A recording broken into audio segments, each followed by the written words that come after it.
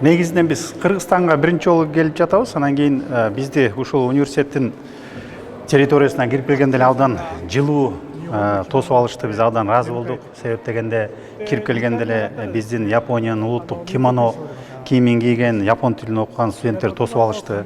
Андан кийин экинчи жашка чыксак, Кыргыздын улуттук кийимин кийген ушу дизайн факультетинин студенттери тосуп алышты. Биз абдан ыраазы болуп калдык. Бул баягы кызматташтыктын башталышы. Андан кийин ушул университеттин ректору бизди тосуп алып, жакшы жылуу сөздөрүн айтты. Биз абдан ыраазы болдук. Анан мен ойлоп атам, биз мындан нары